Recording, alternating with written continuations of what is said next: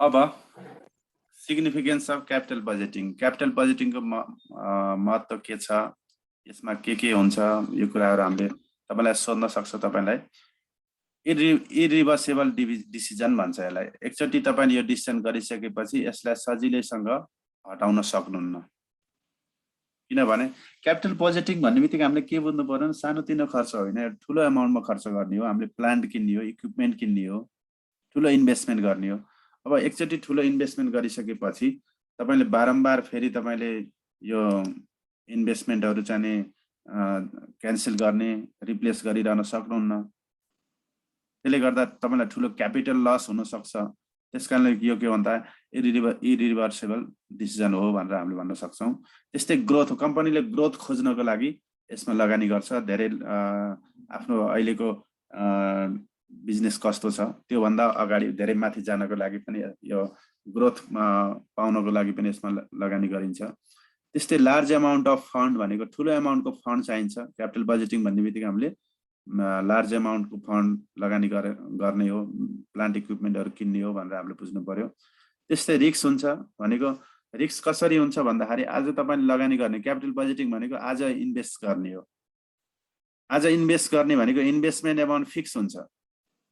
कति लगानी गर्ने, कतिको मेसिन किन्ने, कतिको इक्विपमेन्ट किन्ने त्यो फिक्स छ, सर्टेन छ। तर त्यसले जेनेरेट गर्ने क्याश फ्लो कति हो त, इनफ्लो कति हो त, पछि फ्युचरमा तपाईलाई कति क्याश इनफ्लो यसले जेनेरेट गर्न सक्छ भन्ने कुरा अनसर्टेन हुन्छ। किनभने फ्युचरमा कता जान्छ मार्केटको ट्रेन्ड, कता जान्छ कस्टमरको डिमान्ड कता जान्छ, तपाईको प्रोडक्ट मार्केटमा लन्च हुन सक्ला कि नसक्ला, कम्पिटिसन फेस गर्न सक्ला कि नसक्ला, अरु सब्स्टिट्युट प्रोडक्टहरु आउँछन् कि, टेक्नोलोजीमा परिवर्तन आएर तपाईको प्रोडक्ट चाहिँ अब मार्केटबाट हटाउनु पर्ने, न्यू प्रोडक्टतिर जानु पर्ने अवस्था आउन सक्छ कि भन्ने किसिमका जोखिमहरु यसमा हुन्छन्। भन्नेको अर्थ हामीले इन्भेस्टमेन्ट फिक्स छ तर रिटर्न यसमा फिक्स छैन, अनसर्टेन छ। त्यसले गर्दा यसलाई हामीले रिस्की प्रोजेक्ट पनि भन्छौं, रिस्की डिसिजन पनि भन्छौं। अनि अर्को भनेको पिओएम हो कि फाइनान्स हो र यो? फाइनान्स हो। अहिले बल्ल जोइन भएको र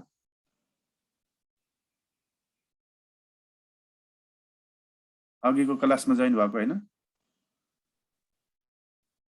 भएको सर, भएको तर मतलब पिओएम हैछ। पछि भएर होला, मैले भनेको थिएँ सुरुमै। ल अर्को भनेको कम्प्लेक्स डिसिजन, युनिट 6 हो है, इन्भेस्टमेन्ट डिसिजन भन्ने फाइनान्सको एउटा। हाम्रो पिओएम सकिएको हो सर? सकिएको छैन, त्यो तपाईको ट्युसडे टु फ्राइडे हुन्छ 4 दिन। यता 3 दिन चाहिँ नि मैले यो एउटा युनिट पढाउँछु के। यो भ्याएपछि फेरि सबै पिओएमै हुन्छ हप्तैभरि मेरो। जस्तो सटरडे 2 पिरियड अनि सन्डे र मन्डे, भोलि र पर्सि फर्स्ट पिरियड मेरो ए फाइनान्सकै हुन्छ, त्यसपछि फर्स्ट पिरियड पिओएम को हुन्छ।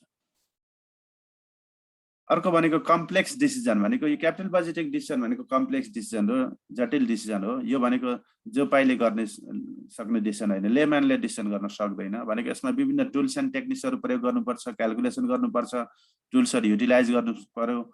एनपीवी, पेब्याक पिरियड, आईआरआर कुनबाट तपाई डिसिजन दिने हो, त्यो भनेको सिस्टमेटिक एप्रोचबाट अब डिसिजन दिने हुँदा यो कम्प्लेक्स नेचरको हुन्छ भनेर हामीले भन्छौं।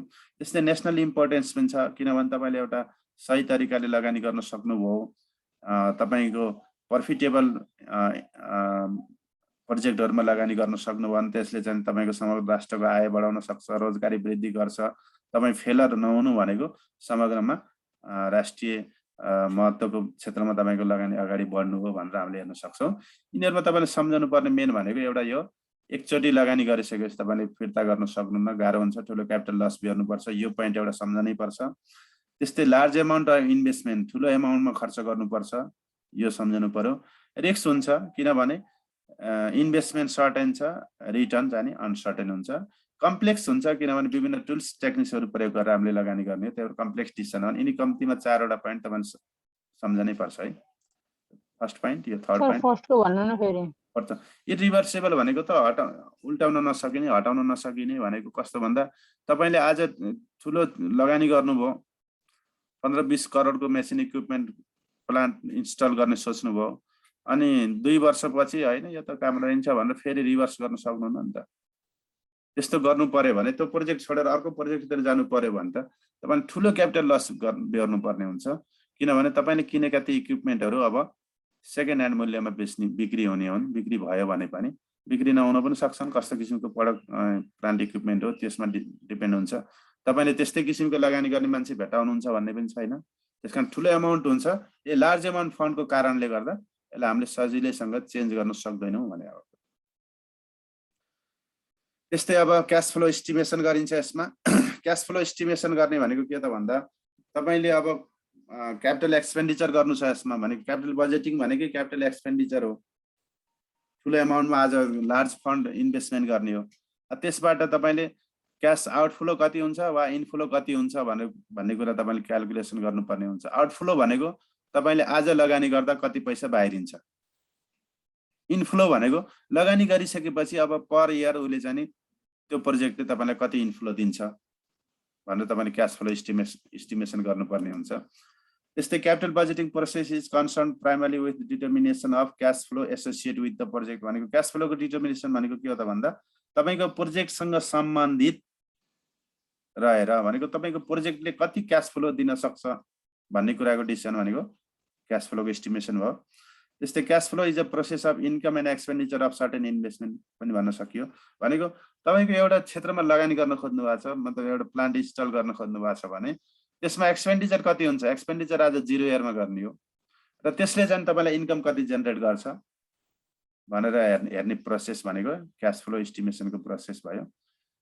अनि यसलाई हामीले a series of income and expenditure over the life of the investment project is known as cash flow stream भनिन्छ भनेर भने फेरि अब हेर्नुस् क्याश फ्लो स्ट्रिम भनेको के त भन्दाखेरि तपाईको जस्तो प्रोजेक्ट छ आज एउटा मेसिन किन्नु भयो जसको लाइफ 10 वर्ष रहेछ है। मेसिन इन्स्टल गर्न खोज्नु भएको छ जसको लाइफ 10 वर्ष रहेछ। 10 वर्षमा त्यो चाहिँ अब काम नलाग्ने हुन्छ भने 10 वर्षसम्म त्यसको लाइफ छ भने आज 0 इयर हो। 0 इयरमा आज तपाईले कति लगानी गर्ने मानौं 5 लाख लगानी गर्ने भने अब तपाईको per year and of the इयरमा अथवा बिगिनिङ अफ द इयरमा के छ एन्ड अफ इयर हुन्छ प्राय एन्ड अफ द इयरमा तपाईको त्यो प्रोजेक्टले कति चाहिँ क्याश फ्लो जेनेरेट गर्न सक्छ। क्याश फ्लो भनेको तपाईलाई थाहा छ हैन। नेट इन्कममा डिप्रिसिएसन एड ब्याक गर्यो भने के आउँछ क्याश फ्लो। बाहिरी फ्याकल्टीबाट आउनु भएको छ भने थाहा नहुन सक्छ। नेट इन्कममा डिप्रिसिएसन एड ब्याक गरियो भने क्याश फ्लो आउँछ। त्यो क्याश फ्लोको स्ट्रिम कति छ के छ भनेर हामीले हेर्ने गर्छौं। त्यही भएर भनेको प्रोजेक्टको लाइफ भरिमा कति क्याश जेनेरेट गर्छ भन्नेलाई हामीले क्याश फ्लो स्ट्रिम भन्छौं। पर इयर दिने उसको क्याशको फ्लो। त्यस्तै cash flow is of 2 types. Cash फ्लोलाई हामीले दुईटा टाइप्समा क्याटेगोराइज गर्न सक्छौं, एउटा इनफ्लो एउटा आउटफ्लो। क्याश फ्लोलाई एउटा आउटफ्लो भन्छौं, एउटा हामीले भने अर्को चाहिँ इनफ्लो भन्छौं। इनफ्लो र आउटफ्लो। अब आउटफ्लो भन्ने बित्तिकै के हो नेगेटिभ क्याश फ्लो। जस्तो तपाईको लगानी इन्भेस्टमेन्ट हो आउटफ्लो भनेको। तपाईले आज मेसिन किन्दै हुनुहुन्छ भने 5 लाख रुपैयाँ मेसिनमा जान्छ आउटफ्लो भयो। त्यस्तै मेसिन किनेको कारणले तपाईले वर्किङ क्यापिटल छुट्याउनु पर्छ आउटफ्लो भयो। त्यो मेसिनलाई इन्स्टल गर्नुपर्छ, इन्स्टलेसन गर्दा पैसा लाग्छ आउटफ्लो भयो। त्यो मेसिन ल्याउनलाई तपाईले ट्रान्सपोर्टेसन गरेर ल्याउनु पर्ने हुन्छ आउटफ्लो भयो। त्यो मेसिन किन्दा तपाईलाई गभर्नमेन्टले सब्सिडी दिन सक्छ इन्भेस्टमेन्ट ट्याक्स क्रेडिटको नाममा इनफ्लो भयो। अब त्यो मेसिन तपाईले युज गरेपछि तपाईको सेल्स जेनेरेट हुन्छ। सेल्सबाट तपाईको अपरेटिङ एक्सपेन्सेसहरु घटाइसकेपछि नेटमा तपाई नेट इन्कम कति आउँछ एड ब्याक डिप्रिसिएसन गरेर तपाईको पर इयर त्यसले इनफ्लो दिन सक्छ। यसरी हामीले क्याश फ्लोलाई क्याश आउटफ्लो र इनफ्लो गरेर दुईटा क्याटेगोरीमा हामीले डिभाइड गर्न सक्छौं। Expenditure increase and expenditure investment are cash outflow भने खर्चहरु भनेको अनि खर्चमा भएको वृद्धि र लगानी भनेको के हो त इन्भेस्टमेन्ट लगानी भनेको के हो त क्याश आउटफ्लो। त्यस खै त इनफ्लोको कुरा गरेन अहिले। ल इनफ्लो भनेको तपाईको त्यही क्याश सेल्सबाट तपाई नेट इन्कम पुगिसकेपछि एड ब्याक डिप्रिसिएसन गर्दा जति आउँछ त्यसलाई हामीले इनफ्लो भन्छौं। अब यो क्यापिटल बजेटिङ डिसिजनमा तपाईको स्टेप भनेको के हो त भन्दाखेरि investment amount net cash outlay भन्छ। Finding the initial investment amount भन्छ, इनिशियल इन्भेस्टमेन्ट अमाउन्ट भन्छ अथवा नेट क्याश आउटले भन्छ। यो नेट क्याश आउटले अथवा इनिशियल इन्भेस्टमेन्ट अमाउन्ट हामीले क्याल्कुलेट गर्नुपर्ने हुन्छ। अब यसलाई हामीले सर्टकटमा एनसीओ भन्छौं।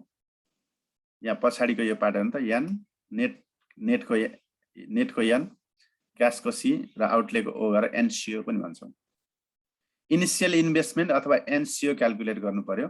अब यो एनसिओ अथवा इनिसियल इन्भेस्टमेन्ट भन्ने बित्तिकै तपाईँले के बुझ्नु पर्यो भन्दा धेरैको समस्या यही आउँछ। यो हिसाब गर्दाखेरि रिप्लेसमेन्ट प्रोजेक्टतिर पुग्दाखेरि एनसिओ क्याल्कुलेट गर्न नसक्ने समस्या आउँछ।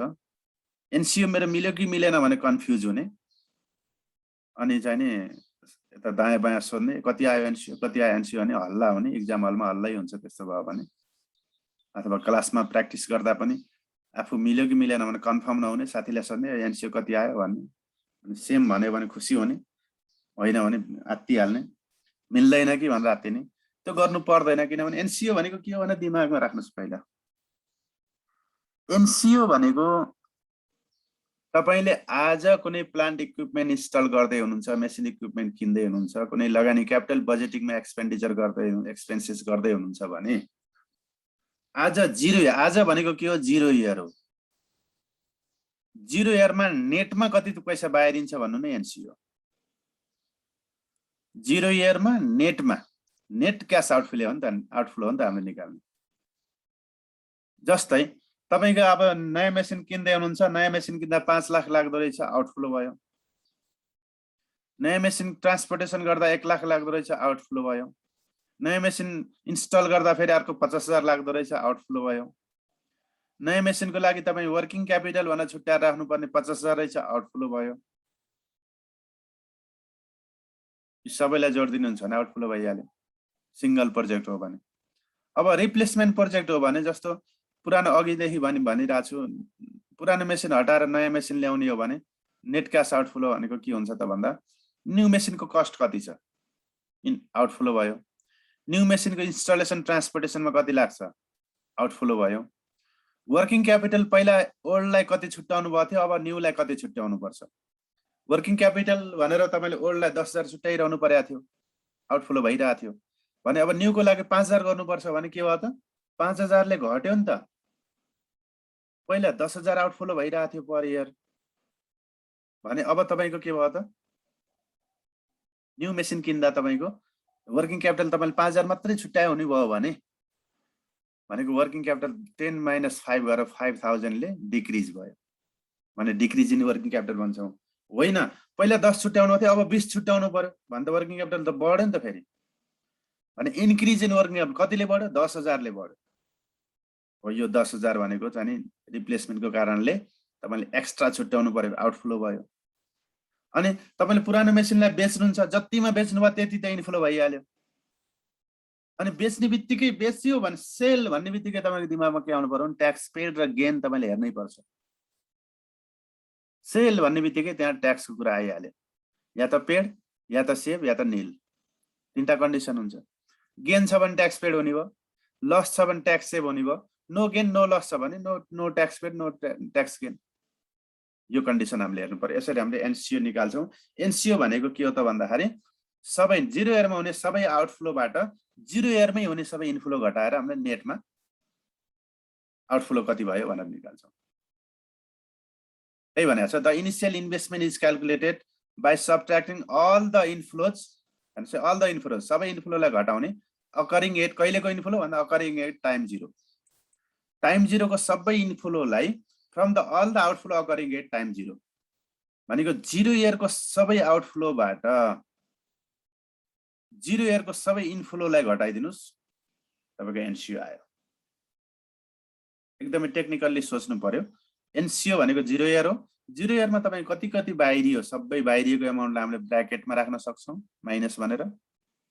एकाउन्टमा अब एकाउन्ट फाइनान्समा ब्र्याकेटमा राख्नुको अर्थ नेगेटिभ आउटफ्लो हो भन्ने बुझिन्छ, ओपन राख्नु भनेको इनफ्लो भन्ने बुझिन्छ। जसरी गर्न पनि सक्नुहुन्छ। अनि एनसिओ भन्ने बित्तिकै हामी के बुझ्यौं? 0 इयरको क्याश आउटफ्लोबाट 0 इयरमा हुन सक्ने इनफ्लोहरू घटाएर नेटमा निकालिने एमाउन्ट भनेको नेट क्याश आउटफ्लो हो। भनेको तपाईको नेटमा कति पैसा बाहिरिन्छ, तपाईको हातबाट नेटमा तपाईको त्यो इन्भेस्टमेन्ट गर्दा कति पैसा बाहिरिन्छ भन्नु नै नेट क्याश आउटले हो। त्यस्तै एनसिओमा अब के पर्छन् त तिनै आइटमहरू मैले यति बेर भनेकै कुरा। Purchase price of new machines, नयाँ मेसिन किन्नु भयो, पैसा बाहिरियो, यो माइनसमा राख्यो। यहाँ अगाडि यो माइनस प्लस है। Purchase price of new assets, नयाँ मेसिन किन्नुभयो पैसा बाहिरिन्छ। Cost of installation transportation, installation गर्दा ट्रान्सपोर्टेसन गर्दा त पैसा स्वतः बाहिरिने हो, आउटफ्लो भयो, यो माइनसमा राख्नु पर्यो। चेन्ज इन वर्किङ क्यापिटल, यो पोजिटिभ पनि हुन सक्छ नेगेटिभ पनि हुन सक्छ। जस्तै वर्किङ क्यापिटल इन्क्रिज भएको रहेछ भने पैसा बाहिरिने हो माइनसमा, वर्किङ क्यापिटल डिक्रिज भएको रहेछ भने पैसा बच्ने हो, पहिला भन्दा कम भयो भनेको पैसा बच्ने हो, इन्फ्लो भयो। त्यस्तै इन्भेस्टमेन्ट ट्याक्स क्रेडिट मैले अघि भनिसकेँ, गभर्नमेन्टले यस्ता छुटहरू दिन सक्छ मेसिन इक्विपमेन्टहरू इम्पोर्ट गर्दा, लगानीमा तपाईको इन्भेस्टमेन्टमा चाहिँ प्रमोट गर्न चाहिरहेछ भने उसले ट्याक्स छुट दिन सक्छ। इन्भेस्टमेन्ट ट्याक्स क्रेडिट भन्ने छुट हो, तपाईले पाएको छुट हो भनेपछि तपाईँ इन्फ्लो भयो, यो प्लसमा राख्यो। अब इन्भेस्टमेन्ट ट्याक्स क्रेडिटको क्वेसन त छ कि छैन मैले हेर्नुपर्छ बुकमा हैन। यदि छ भने यो भनेको कस्तो हो र investment tax credit? Investment tax credit भनेको जस्तो तपाईले कुनै कृषिमा लगानी गर्न खोज्नु भयो हैन, कृषि सम्बन्धी इक्विपमेन्ट ल्याउँदाखेरि गभर्नमेन्टले चाहिँ कृषि सम्बन्धी इक्विपमेन्टहरुमा बढी चाहिँ आधुनिकीकरण होस्, मोडर्नाइजेसन होस् भनेर उसले चाहिँ गभर्नमेन्टले के भनिदिन सक्छ, ए विदेशबाट मेसिन इक्विपमेन्ट ल्याउँदा 20% इन्भेस्टमेन्ट ट्याक्स क्रेडिट लगानीमा कर छुट दिने भनेर घोषणा गरे हुन सक्छ कि बजेट भाषणमै, उसको नीति त्यस्तो हुन सक्छ। त्यस्तो भयो भने जस्तै तपाईले इन्डियाबाट एउटा मेसिन ल्याउनु भयो भने 50 लाखको मेसिन रहेछ, 20% ट्याक्स क्रेडिट भनेको छ भने 50 लाखको 20% तपाईले इन्भोइस प्राइसको हुन्छ है, जहिले पनि इन्भोइस प्राइसको 20% तपाईले कर छुट पाउनुहुन्छ। भनेपछि यसलाई फेरि जोड्ने सर हैन, त्यो त तपाईको लगानी घटेन र सरकारले दिन्छ नि यो अमाउन्ट त। लगानी घट्यो भने हामीले माइनस गर्ने कि के भन्दा फेरि अब आउटफ्लोलाई माइनस लेख्ने हामीले हैन, इनफ्लोलाई प्लस। अब हिसाब गर्दाखेरि त कसरी गर्ने भन्ने कुरा हुन्छ। कसैले क्यापिटल बजेट हिसाब गर्दा के गर्छ, आउटफ्लोलाई ओपन राखिदिन्छ, इनफ्लोलाई ब्र्याकेटमा राख्ने पनि गर्छ हैन, जसरी गर्दा नि हुन्छ। अब हामीले आउटफ्लोलाई ब्र्याकेटमै राखेर गर्न सिकौं, सजिलो हुन्छ। आउटफ्लो भनेको ब्र्याकेट भनेको माइनस भयो, अनि यो इन्भेस्टमेन्ट ट्याक्स क्रेडिट भनेको तपाईले छुट पाउने हो, तपाईँ इन्फ्लो भयो। यसलाई भनेको जस्तो सुरुमा जति त्यसको कस्ट छ त्यो चाहिँ राख्ने, अनि यो पाइयो भनेर पछि जोड्ने हो कि अथवा जस्तै 20 लाखको मेसिन रहेछ हैन, तपाईको 20 लाख के भयो, माइनस भयो। अब त्यसको 20% इन्भेस्टमेन्ट ट्याक्स क्रेडिट दिएको रहेछ भने 20 दुना 40,000 हुने भयो भनेपछि तपाईको 40,000 लाई तपाईले ब्र्याकेटमा प्लसमा राख्नु पर्यो। प्लस भनेको यहाँ लगानी बढ्यो भनेको हैन के, 20 लाखमा 40,000 घट्यो भनेको।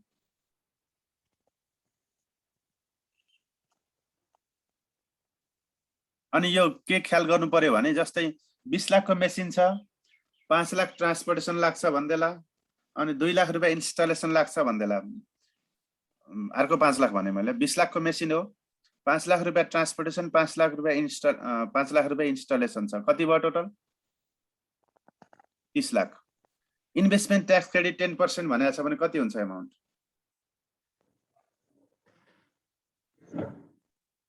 20 लाखको मेसिन थियो, 5 लाखको ट्रान्सपोर्टेसन, 5 लाखको इन्स्टलेसन थियो, टोटल 30 लाख भयो।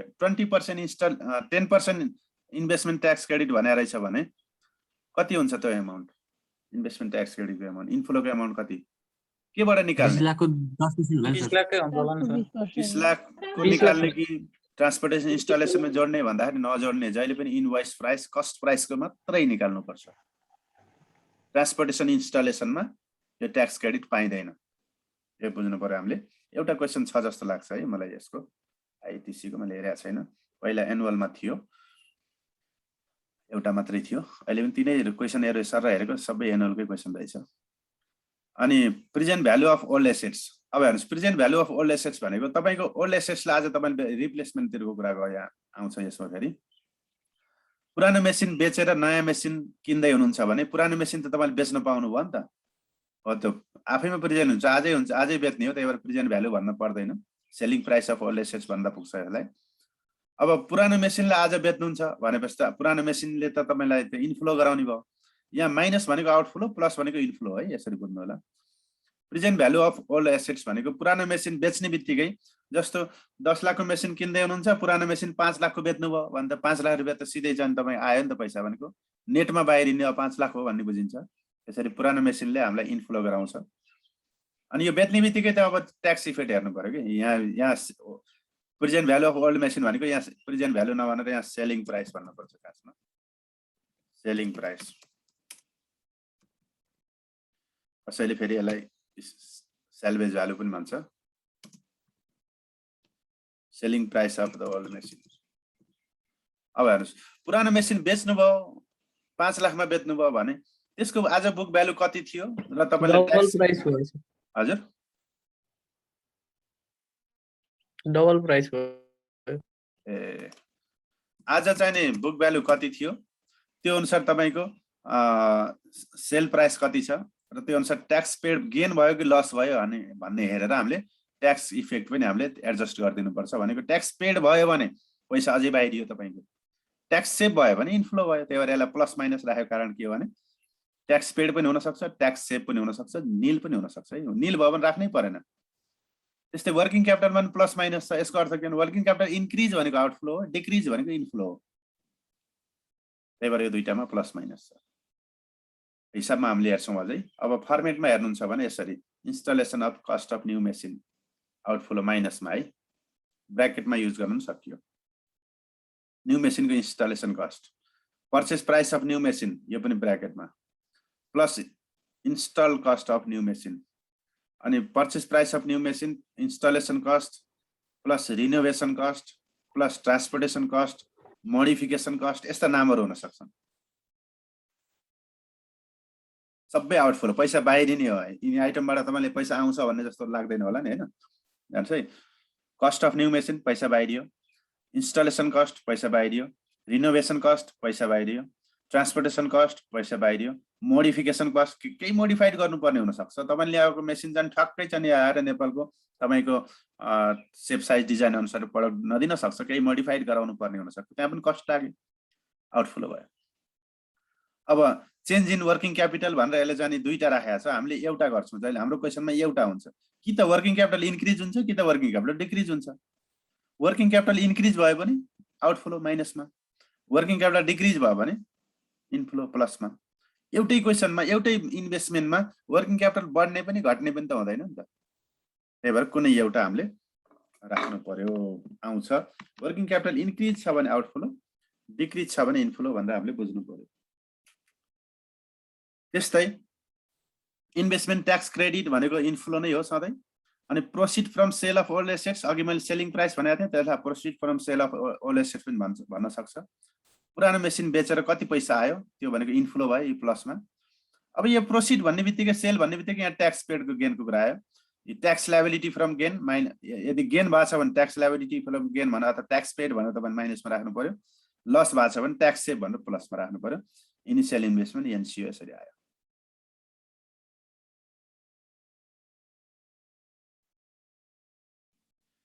अब इक्जाम्पल भनेर एउटा क्वेसन छ यहाँ मैले इक्जाम्पलतिर गइन म आज किनभने हिसाबतिरबाट अझै क्लियर यो थ्योरी चाहिँ अब हिसाबमा फेरि आउँछ बारम्बार आउँछ तपाईलाई म स्लाइड पनि सेयर गर्छु त्यहाँ हेर्नु होला अनि finding of net annual net cash flow अब हामीले एनसिओ क्याल्कुलेट गरिसकेपछि क्यापिटल बजेटिङमा दोस्रो स्टेपमा क्याश फ्लो निकाल्छौँ क्याश फ्लो निकाल्नु पर्ने हुन्छ तपाईलाई कहिले क्याश फ्लो सरर दिन्छ आफै कहिले चाहिँ दिँदैन sir year 1 year 2 year 3 year 4 year 5 कति लाइफ छ प्रोजेक्टको त्यो अनुसार क्याश फ्लो इयर 1 मा यति इयर 2 मा यति इयर 3 मा यति इयर 4 मा यति 5 6 मा यति भन्दै तपाईलाई दियो भने त टेन्सनै खत्म कहिले के भइदिन्छ जनरली यो रिप्लेसमेन्ट प्रोजेक्टतिर अब पुरानो मेसिन यतिमा किनेको यति वर्ष अगाडि डिप्रिसिएसन मेथड यस्तो थियो अनि आज सेल्भेज भ्यालु यति छ पुरानो मेसिनलाई आज यतिमा बेच्न सकिन्छ बुक भ्यालु यति छ अनि उले चाहिँ नयाँ मेसिन किन्न खोजिरहेछ नयाँ मेसिनको मूल्य यति पर्छ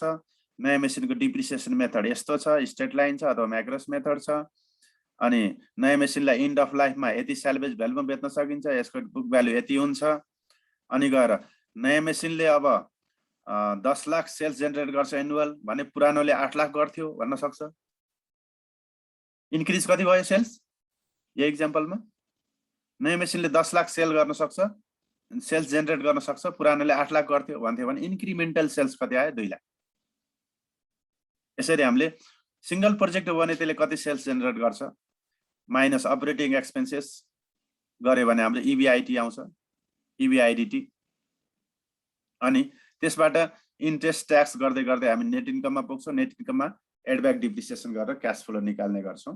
रिप्लेसमेन्ट हो भने इन्क्रिमेन्टल निकाल्छौँ, ओल्ड माइनस न्यू गरेर न्यू माइनस ओल्ड गरेर इन्क्रिमेन्टल निकाल्ने गर्छौँ। त्यही भएर हाम्रो यो स्टेप भनेको के हुन्छ त, क्यास फ्लो फाइन्ड आउट गर्ने हो।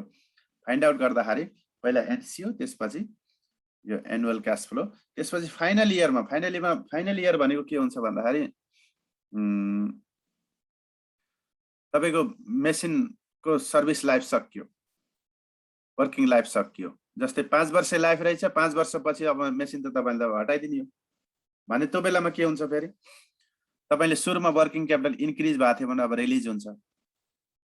एनसिओ निकाल्दाखेरि वर्किङ क्यापिटल इन्क्रिज हुन्छ भनेको थियो भने अब रिलिज हुनु पर्यो। त्यति बेला डिक्रिज भएको थियो भने अब इन्क्रिज हुनु पर्यो। त्यस्तै फाइनल इयरमा तपाईँको यो चाहिँ नि के भन्छ, मेसिनलाई बेच्नुभयो, किनभने लाइफ सकियो नि त। अब त्यसलाई सेल्भेज भ्यालुमा केही न केही मूल्यमा बेच्न सक्नुहुन्छ भने त्यो कतिमा बेच्नुभयो त्यो पनि इन्फ्लो भयो।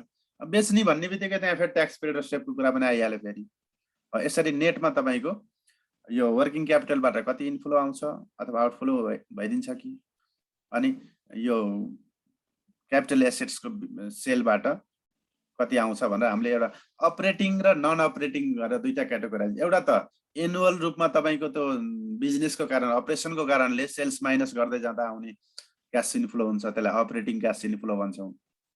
र सँगसँगै नन अपरेटिङ क्यास फ्लो भनेको, नन अपरेटिङ भनेको नन बिजनेस।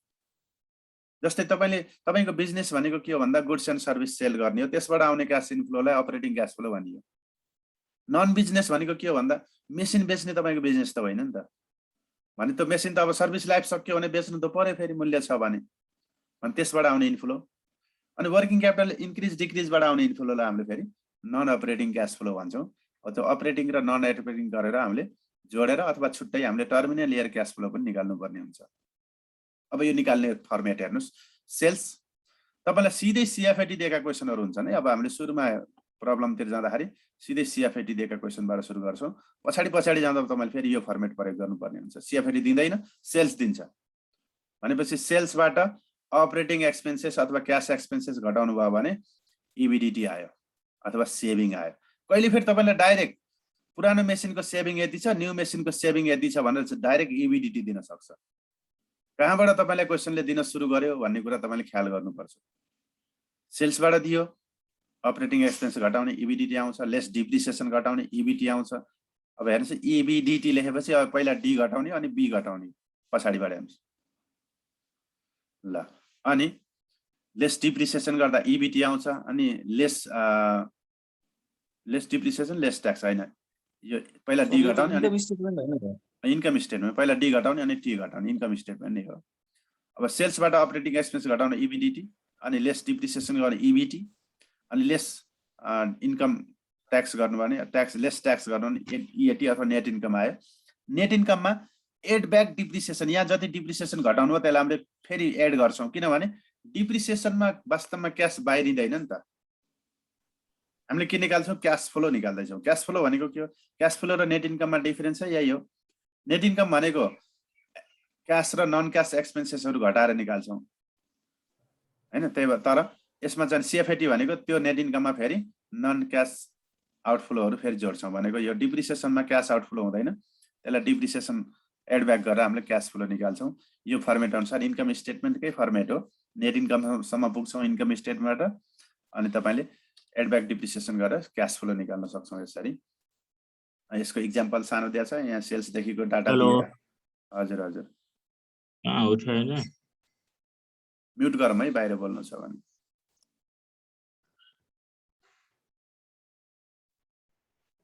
अब finding the final year net cash inflow, मैले अघि भनेको थिएँ एनसिओ निकालिसकेपछि तपाईँले एनुअल सिएफएटी निकाल्ने हो। त्यसपछि गएर फेरि अब फाइनल इयरको क्यास फ्लो निकाल्नु पर्ने हुन्छ। ल, फाइनल इयरको क्यास फ्लो निकाल्दाखेरि हामीले के गर्नुपर्छ त भन्दाखेरि, एउटा त रेगुलर क्यास फ्लो अथवा अपरेटिङ क्यास फ्लो, त्यसपछि दोस्रो भनेको के त भन्दाखेरि फाइनल इयरमा प्रोजेक्टको डिस्पोजलबाट आउने क्यास फ्लो भनेको सेल्भेज भ्यालुबाट आउने क्यास फ्लो, अनि सँगसँगै तपाईँको वर्किङ क्यापिटलको इन्क्रिज डिक्रिजबाट आउने क्यास फ्लोलाई हामीले कन्सिडर गरेर टर्मिनल इयर क्यास फ्लो निकाल्छौँ। यसको सानो फर्मेट छ, म फर्मेट अनुसार बताउँला। Consideration of this cash flow also provide closer to the business analysis भन्ने ठिक छ। अब यो फर्मेट हेर्नुहोस्, टर्मिनल इयर क्यास फ्लो कसरी निकाल्ने भन्दा यहाँ लेख्नुहोस् new old and differential.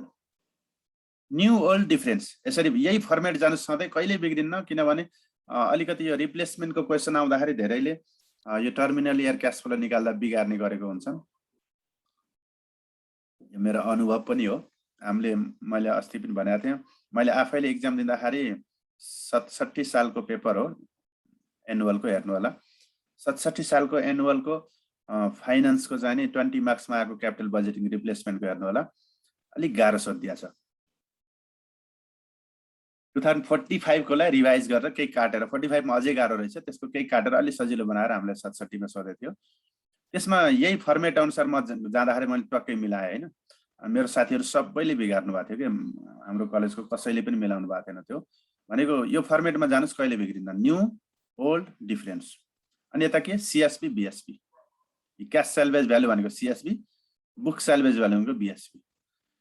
New old CSB BSB, यता डिफरेन्स राख्नुस्। अब न्यू सीएसबी यहाँ के भयो, सीएसबी भयो। न्यू को सीएसबी खोजेर यहाँ राख्नुस्। हामीले कहिलेको निकाल्दै छौं cash flow, terminal year. Terminal year भनेको के हो, एन्ड अफ द लाइफ।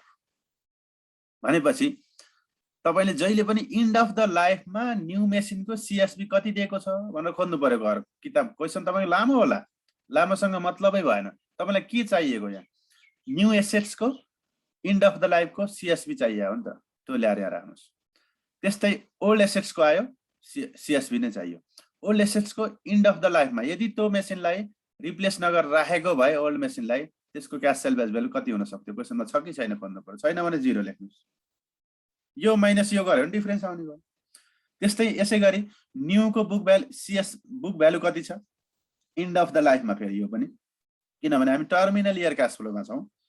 अनि ओल्ड को एन्ड अफ द लाइफमा बुक भ्यालु कति छ, अनि यो book value new minus book value old गरेर डिफरेन्स आयो। अनि योबाट यो घटाउनु भयो भने गेन अर सेल आयो। यो आइटमलाई तपाईले यो छ नि यहाँ चित्र आइछ, यो भनेको cash salvage value new minus old भनेको डिफरेन्शियल क्याश सेल्वेज भ्यालु हो। डिफरेन्स लेखेपछि यो के हो, डिफरेन्शियल क्याश सेल्वेज भ्यालु। अब यो भनेको सिधै तपाईको टर्मिनल इयरमा गयो। अब यसबाट यो डिफरेन्शियल क्याश सेल्वेज भ्यालु भनेको तपाईले न्यू मेसिन बेच्ने पुरानो पनि बेचबाच गर्ने गर्दाखेरि डिफरेन्समा तपाईको क्याश सेल्वेज भ्यालु कति आउँछ भनेको हैन, नेटमा कति आउँछ, डिफरेन्समा कति आउँछ भनेको। अब यसमा तपाईको गेन अर लस हुन सक्छ फेरि। अब यो सीएसबी माइनस बीएसबी यसले ठाडो गरी घटाइदिनु भयो भने यो फेरि गेन अर लस हो। फेरि यो आइटम भनेको गेन अर लस हो। अब यो गेन पोजिटिभ आयो भने गेन हो, नेगेटिभ आयो भने लस हो। पोजिटिभ आयो तपाईको ट्याक्स पेड हुने भयो, नेगेटिभ आयो ट्याक्स सेभ हुने भयो। त्यही भएर यहाँ ट्याक्स सेभिङ अथवा slash tax liability plus minus गरेर डिफरेन्शियल क्याश सेल्वेज भ्यालु यहाँ बल्ल नेटमा निकाल्यो, नेट प्रॉफिट भनेर यहाँ निकाल्यो। अनि तपाईले वर्किङ क्यापिटल 0 इयरमा इन्क्रिज भएको थियो भने डिक्रिज गराउनु पर्यो। यहाँ आएर डिक्रिज भएको थियो भने यहाँ आएर इन्क्रिज गराउनु पर्यो। भनेको त्यहाँ आउटफ्लो 0 इयरमा आउटफ्लो गर्नु भएको थियो नि, यहाँ इन्फ्लो, 0 इयरमा इन्फ्लो गर्नु भएको थियो नि, यहाँ आउटफ्लो गरेपछि नेटमा तपाईको टर्मिनल इयरको नन अपरेटिङ क्याश फ्लो आउँछ।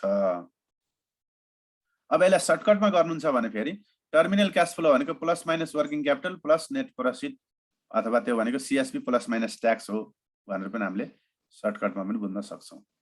तर यो फर्मेट जानुस् कहिले मिस्टेक हुन्न, किनभने त्यहाँ कस्तो भइदिएको थियो भने हाम्रो क्वेशन बिगार्नुमा यो माइनस यो गर्दा यहाँ 2 लाख आउँथ्यो, यहाँ 2 लाख आउँथ्यो। अनि यो माइनस यो गर्दा पनि यहाँ 2 लाखै आउँथ्यो कि 2 लाख माइनस 2 लाख गर्दा यहाँ गेन लस कति भयो, 0। त्यो मैले भनेको अघिको क्वेशनको यहाँ यो माइनस यो गर्दा यहाँ 2 लाख आउने, यो माइनस यो गर्दा पनि यहाँ 2 लाखै आउने। अनि यो 2 लाख त सिधै तपाईको उता गइसक्यो, आउटफ्लोमा इनफ्लो थियो, इनफ्लोमा गइसक्यो। अनि यहाँ चाहिँ यो माइनस यो गर्दा 0 हुन्छ। 0 भनेपछि ट्याक्स पेड हुँदैन नि त। तर साथीहरुले सर्ट चाहिँ 2 लाखको 40% ट्याक्स रेट थियो, 2 लाखको 40% ट्याक्स भन्दा 80,000 ट्याक्स पेड हान्दिए। ट्याक्स पेड हान्ने बित्तिकै तपाईको क्याश फ्लो नै बिग्रियो, क्याश फ्लो बिग्रिएपछि एनसीए बिग्रियो, एनसी बिग्रियो, आईआरआर बिग्रियो, डिसिजन बिग्रियो, सबै बिग्रियो, भ्याइयो। अनि त्यो एनुअलमा फेरि स्टेप मिलेको छ, यो एक ठाउँ मात्रै बिगारेको हो के यसले भनेर त्यो नम्बर दिनेवाला थिएन। नमिलेपछि चट भ्याइयो गर्दा अनि गाह्रो भएको थियो, त्यही भएर यो फर्मेट जानुस्, कहिले मिस्टेक गर्नु। एउटा मेरो साथीले फेरि ठ्याक्कै यो 2 लाख लेखेरै छ अनि यो माइनस यो गरेर 0 ट्याक्स पेड 0 बनाएर छ। अनि एउटा आडमा परेको अर्को क्याम्पस साथीले कहाँ त्यस्तो हुन्छ, यहाँ 2 लाखको 40% तिर्नुपर्छ, 80,000 ट्याक्स हुन्छ भनिदिएछ। अनि काटकुट पारेर फेरि 40 गर्दा बिगारेर आएको। लङ क्वेसन त्यसरी बिगार्दा कति नमज्जा हुन्छ थाहा होला हैन साथीले भनेर। अब हामी पुग्यौं क्यापिटल बजेटिङका टेक्निकमा। अब हेरौँ है क्यापिटल बजेटिङको टेक्निक। अब हामीले पढ्ने टुल्सहरू यिनीहरू हुन्। एउटा के त पे ब्याक पिरियड भनेको, यिनीहरू भनेका डिसिजन टुल्सहरू हुन् है। क्यापिटल बजेटिङ टेक्निक भनेको क्यापिटल बजेटिङमा डिसिजन दिने हामीले टुल्सहरू, हामीले पढ्नुपर्ने टुल्सहरू भनेको के त भन्दा पे ब्याक पिरियड, यसलाई पीबीपी भन्छौँ सर्टकटमा, पे ब्याक पिरियड पीबीपी। अनि यो ट्रेडिसनल मेथड भित्र पर्छ। यसलाई हामीले क्याटेगोराइज पनि गर्न सक्छौँ, मोडर्न टेक्निक्स र ट्रेडिसनल टेक्निक्स भनेर क्याटेगोराइज पनि गर्न सक्छौँ। पे ब्याक पिरियड भनेको ट्रेडिसनल भित्र पर्छ। डिस्काउन्टेड पे ब्याक पिरियड भनेको यसको अलिकति सुधारिएको स्वरूप हो पे ब्याक पिरियडको, किनभने यसले तपाईको क्याश फ्लोको टाइमिङलाई ख्याल गर्दैन है, टाइम भ्यालु अफ मनीलाई ख्याल गर्दैन। डिस्काउन्टेड पे ब्याक पिरियड भनेको हामीले प्रेजेन्ट भ्यालुमा लगिन्छ, अहिले टाइम भ्यालुलाई ख्याल गर्छ भन्छ, त्यो कारणले अलिकति सुधारिएको स्वरूप हो। त्यस्तै नेट प्रेजेन्ट भ्यालु भनेको यो सबैभन्दा बेस्ट मेथड हो यी मध्येको, पछि डिटेलमा पढ्छौँ हामीले। प्रफिटेबिलिटी इन्डेक्स भनेको पनि एउटा मोडर्न भित्र पर्ने टुल्स हो। इन्टरनल रेट अफ रिटर्न भनेको यो पनि अब एनपीपी र इन्टरनल रेट अफ रिटर्नबाट डिसिजन गर्ने चलन हुन्छ, प्राय यिनीहरूमा कन्फ्लिक्ट पनि आउँछ भन्छ। यो सबै हामीले त्यस्तै modified internal rate of return, एउटा यहाँ एकाउन्टिङ रेट अफ रिटर्न पनि हामीले पढ्नुपर्छ, यहाँ छुट्याएरै छ accounting rate of return ARR. त्यो पेब्याक, यो पेब्याक पिरियड र त्यो एकाउन्टिङ रेट अफ रिटर्न भनेको ट्रेडिसनल मेथड भित्र पर्छन् भने अरू सबै तपाईको modern traditional rate of return भनेपछि मैले ट्रेडिसनल मेथड भित्र पर्छन् अथवा टेक्निक भित्र पर्छन् भने यो पेब्याक पिरियड एआरआर बाहेकका यो डिस्काउन्टेड, एनपीवी, पीआई, आईआरआर, यो इन्टरनल रेट अफ रिटर्नलाई हामीले आईआरआर भन्छौँ, मोडिफाइड इन्टरनल रेट अफ रिटर्नलाई एमआईआरआर भन्छौँ। यिनी सबै भनेको के हुन् त मोडर्न टेक्निक्स भित्र पर्छन्। अब 1 बाइ 1 हामीले नेक्स्ट क्लासमा पेब्याक पिरियड भनेको के हो, यो कसरी क्याल्कुलेसन गरिन्छ, अनि यसको एडभान्टेज डिसएडभान्टेज के हो, अनि यसको डिसिजन रुल के हो। त्यस्तै डिस्काउन्टेड पेब्याक पिरियड के हो, यसको एडभान्टेज डिसएडभान्टेज, क्याल्कुलेसन गर्ने मेथड र डिसिजन रुल। त्यस्तै एनपीवी के हो, यसको एडभान्टेज डिसएडभान्टेज, यसको डिसिजन रुल। त्यस्तै pi advantage disadvantage, decision rule, IRR, यी सबैको 1 बाइ 1 हामीले अब अर्को क्लासमा हेर्छौँ। अब पेब्याक पिरियड सुरु भयो, अब के गरौँ भन्नुहोस्, रिजोइन हुने कि पुग्यो आजलाई? टाइम गइसक्यो। साउन्ड हुन्छ कि नै कुनै? हजुर लिंक आइसक्यो त फाइनान्सको। कुन सरको? पढाउनु हुन्छ कि नै थाहा छैन। कुन सरको लिंकै पठाएर आज पढाउनु? दिनभरि पढ्ने हो क्या हो? तिमीले सिनासको। ए ल ल ढाका सरको। पढाउँदैछु भाइ। ल ठिक छ, त्यतै पढ्नु त्यसो भए। मैले स्टप रेकर्ड